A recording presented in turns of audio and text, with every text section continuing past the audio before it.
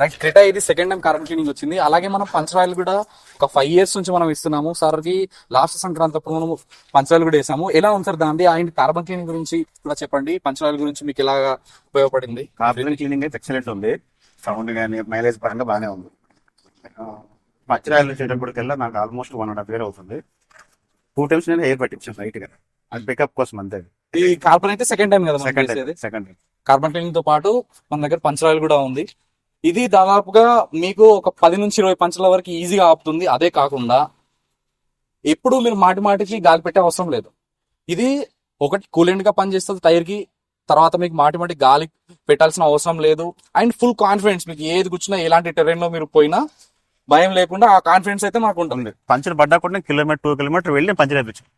అది మాత్రం అసలు ఆల్రెడీ మీరు చెప్తున్నారు కదా, ఒకటి కుచ్చేసుకుంది మనకు సౌండ్ వస్తుంది. సో అది కూడా మీరు అలాగే వెళ్ళిపోయి తర్వాత చూసి 1 week తర్వాత అయినా పంచర్ కాకుండా మనకు టైర్ ట్రబుల్ ఇవ్వలేదు. So puncture proof 1 time investment. మీరు కార్బన్ క్లీనింగ్ తో పాటు పంచర్ ఆయిల్ కూడా ఏమంటారు సార్, వేసుకోవచ్చా? 100% వేసుకోవచ్చు.